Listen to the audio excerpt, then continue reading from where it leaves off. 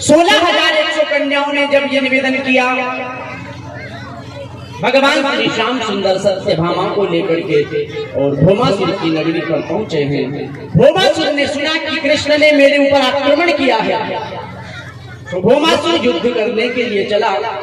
माता सत्यभामा खड़ी है, भगवान कृष्ण खड़े हैं, सामने भौमासुर खड़े हैं और युद्ध चल रहा। भगवान भौमासुर को मारना नहीं चाहते, बाण छोड़ते हैं, लेकिन भौमासुर को बचा करके बाण छोड़ते हैं। माता सत्यभामा खड़ी थी, भगवान को ये जब देखा, भगवान क्या बात है, आज आपको क्या हुआ जो आप सही से निशाना नहीं लगा रहे? भगवान ने कहा ऐसी कोई बात नहीं है सत्या। भगवान इसलिए नहीं मानना चाहते क्योंकि जब तक भगवान ने वचन दिया है, जब तक तू नहीं कहेगी धरती, तब तक मैं तेरे बेटे को नहीं मारूंगा। अब भगवान ने विचार किया, यदि भौमासुर को मारने जाऊंगा और धरती सांस में नहीं होगी तो भौमासुर को कैसे मार पाऊंगा? तो धरती का रूप लेकर के आई है सत्यभामा। सत्यभामा को भगवान ने अपने साथ युद्ध में लिया। भगवान बाण पर बाण छोड़ रहे, उधर से भौमासुर बाण छोड़ रहा। एक बाण जैसे ही भौमासुर के हाथ से आकर के भगवान के वक्षस्थल पर लगा, सत्यभामा सहन नहीं कर पाई। भगवान वो दुष्ट तुम्हारे ऊपर बाण पर बाण छोड़ रहा है और तुम उसे बचाए जा रहे हो, मार दीजिए इस दुष्ट को। जैसे ही सत्यभामा ने इतना कहा, भगवान ने सुदर्शन चक्र छोड़ करके उद्धार कर दिया है। गोविंद भगवान की जय। 16,100 कन्याएं जो बंदी गृह में बंद थी, बंधन मुक्त किया, बाहर निकाला और सभी से कहा, देवियों तुम सभी अपने अपने घर चली जाओ, तुम सभी अपने अपने नगर को जाओ। तो सभी ने हाथ जोड़ करके भगवान से निवेदन किया, प्रभु हम पराये पुरुष के घर इतने वर्ष तक रही, कौन हमसे विवाह करेगा, कौन हमें अपनाएगा, कौन पिता हमें अपनी शरण देगा? अतः आप अपनी कृपा कर करके अपनी शरण हमें प्रदान करें। जब ये बात कही ना सत्यभामा ने, 16,100 कन्याओं ने, तो भगवान ने सत्यभामा की ओर देखा, क्योंकि पत्नी साथ में है और यहाँ पर सारी देवियां कह रही है हम हमारी दासी बनना चाहती है, तो पत्नी साथ में तो पूछना जरूरी। सत्यभामा की ओर देखा, सत्यभामा की ओर देखा, इशारे में बात हुई। सत्यभामा ने कहा, भगवान आप दीनानाथ हो, दयालु हो, आप ही यदि अपनी शरण नहीं दोगे, आप ही दया नहीं करोगे, तो फिर भला संसार में कौन दया करेगा? अपना लीजिए। तो भगवान ने 16,100 कन्याओं को अपने साथ में लिया, द्वारिकापुरी पहुंचे और एक ही लग्न, एक ही मुहूर्त, एक ही समय में भगवान ने 16,100 रूप धारण कर करके 16,100 कन्याओं के साथ में विवाह कर दिया। गोविंद भगवान। आज भगवान कृष्ण के 16,108 विवाह हो गए, 8 पटरानियां हैं, 16,100 रानियां हैं।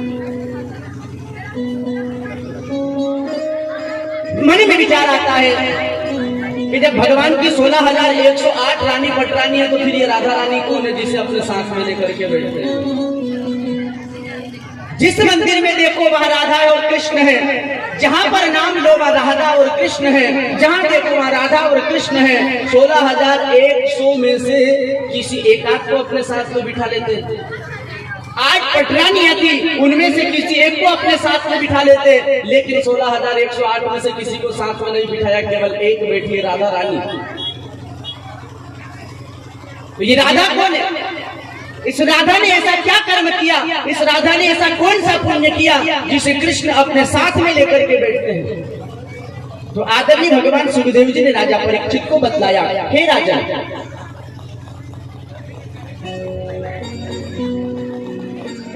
भगवान ने राधा रानी से केवल प्रेम नहीं किया। ये हमारे मन में एक भ्रांति आती है कि राधा रानी से भगवान ने प्रेम किया और प्रेम करने वाली को अपने साथ में रखा है।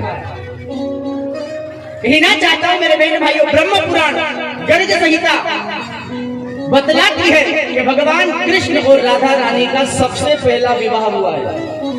केवल प्रेम नहीं किया, भगवान ने राधा रानी से विवाह किया है। और ये विवाह करवाने वाले और कोई नहीं, ब्रह्मलोक से ब्रह्मा जी आए और भांडीर वन में ले जा करके राधा और कृष्ण का विवाह भगवान ने संपन्न करवाया।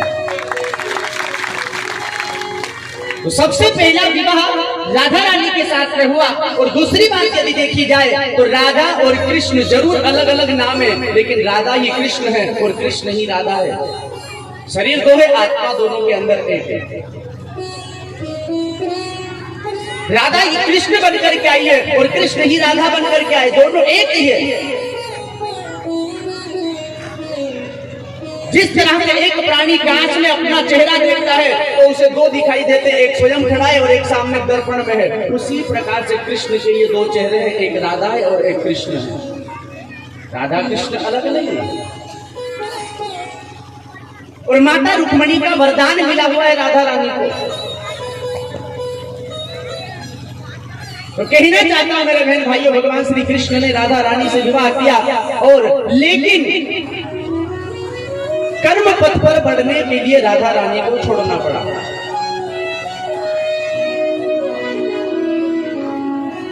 द्वारिकापुरी में आकर के 16,108 विवाह हुए ना, तो 16,108 पत्नियों के गर्भ से भगवान के घर एक एक बेटी का जन्म हुआ। भगवान के घर बेटियों की संख्या है 16,108।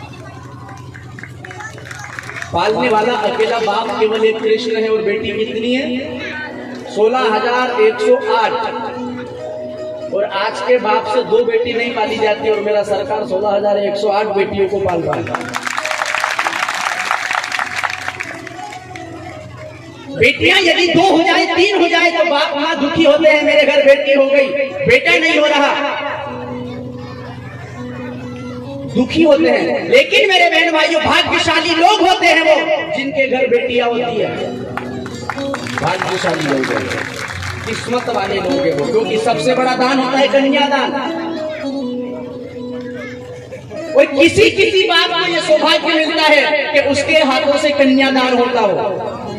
अब जिसके घर कन्या ही नहीं है वो काय का दान करेगा? कहना चाहता हूं मेरे बहन भाइयों, कन्या से, बेटी से कभी ईर्ष्या नहीं करना चाहिए, बेटी से कभी कतराना नहीं चाहिए। 1 नहीं, 2 नहीं, 5 नहीं, 10 बेटी भी हो जाए तो कभी जीवन में दुखी नहीं होना चाहिए। बेटी भी भव से पार कर सकती है।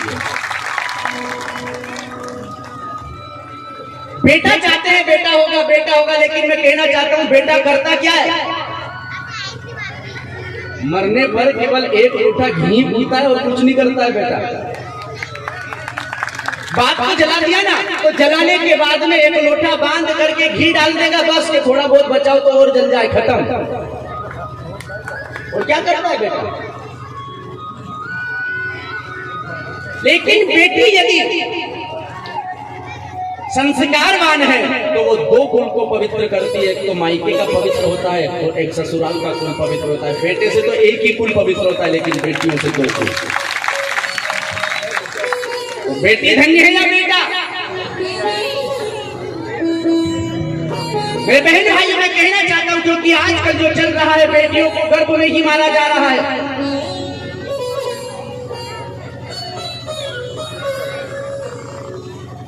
मेरे बहन भाइयों, बेटियों से कभी ईर्ष्या नहीं करना चाहिए। भगवान के घर 16,108 बेटियां हैं,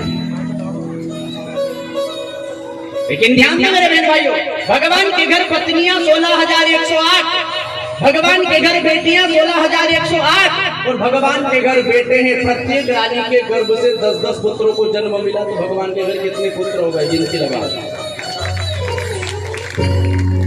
प्रत्येक रानी के गर्भ से भगवान के यहाँ 10-10 पुत्रों को जन्म मिला। भगवान का बहुत बड़ा परिवार हो गया। 1,93,296।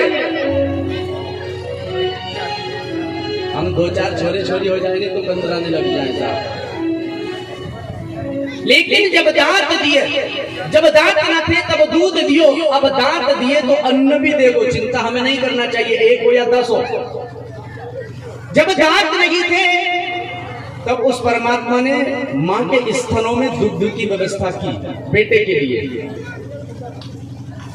जब दांत नहीं थे तब भी वहां दूध की व्यवस्था करती। अब दांत मिल गए तो अन्न की भी व्यवस्था तो परमात्मा करेगा, लेकिन तू कर्म किए जा, बस व्यवस्था सारी परमात्मा करेगा। भगवान का बहुत बड़ा परिवार हो गया। और बहन भाइयों ध्यान देना, जिसका बड़ा परिवार हो जाता है उससे लोग ईर्ष्या करने वाले पैदा हो जाते हैं। जिसका परिवार बड़ा हो जाए उससे ईर्ष्या करने वाले पैदा हो जाते हैं। जो खाने कमाने लग जाए ना उससे ईर्ष्या करने लग जाते हैं लोग। यही मेरे सरकार के साथ में हुआ।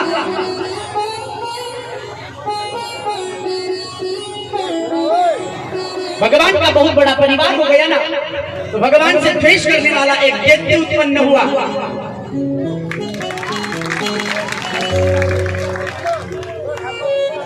जिस दैत्य का नाम है पौंड्रक, काशी का राजा।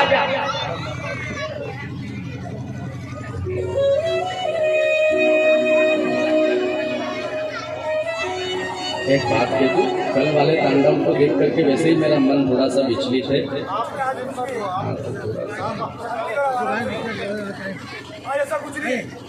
मैं दोनों पार्टी से हाथ जोड़ के निवेदन करता हूँ, भाई ऐसा नहीं होना चाहिए।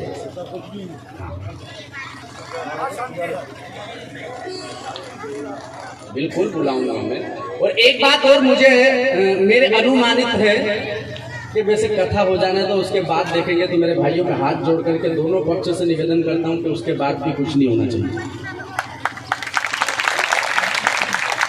आप यदि मुझे मानते हो या थोड़ी बहुत भी मेरी आप लोगों को परवाह हो या मेरे ठाकुर की आप लोगों को परवाह हो, तो कल वाली बात को जैसे एक बुरा स्वप्न आता है और उठने पर वो स्वप्न खत्म हो जाता है, उसी प्रकार से कल वाली बात को एक बुरा सपना समझ करके भूल जाना।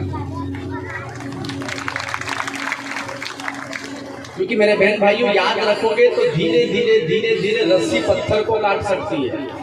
आप लोगों के मन में यदि वही बात आप चलाते रहोगे तो बहुत बड़ा रूप ले लेगी। इसलिए उस बात को खत्म कर करके और दोनों पार्टी क्या सभी ईर्ष्या भाव छोड़ करके इस गोविंद की शरण में आ जाओ, तो नैया वैसे ही भव से पार हो जाएगी।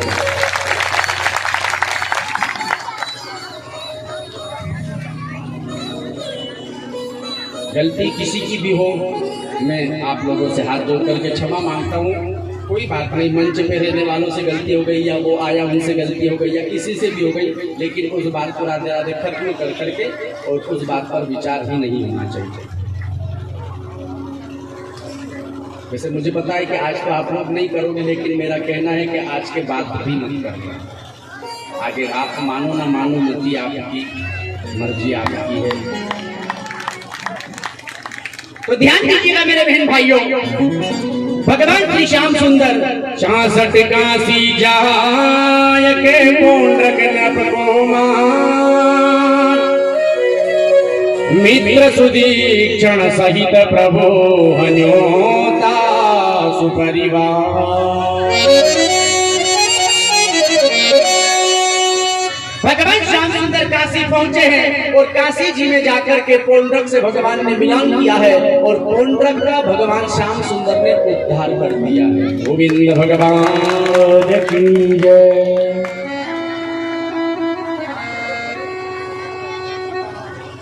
बुरा किसी को ना कहो, खुद बुरा हो जाएगा। हमें किसी को कहने की जरूरत नहीं है। गलत किया है तो गलत का परिणाम उसे मिलेगा, लेकिन हम कौन होते हैं परिणाम देने वाले? हम कौन होते हैं उसे दंड देने वाले? दंड देने वाला वो है, उसकी लाठी में आवाज नहीं है।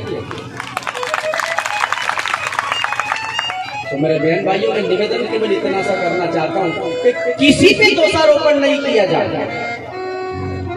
कल मैं यहाँ से जाने के बाद खोइया गया ना, तो वहाँ भी मन नहीं लगा, क्योंकि विचार राधे राधे यही चलता रहा कि ये इसलिए मैं आप लोगों से निवेदन करना चाहता हूँ। कल तो फिर मैंने कह भी दिया विचार दादा से कि 16 तारीख वाली तारीख कैंसिल है, मैं नहीं आ रहा हूँ तुम्हारे गाँव में। इसी जगह मुझे कथा नहीं करना, जहाँ कथा में राधे राधे तो फिर तो साहब मेरा नाम भी बदनाम होगा।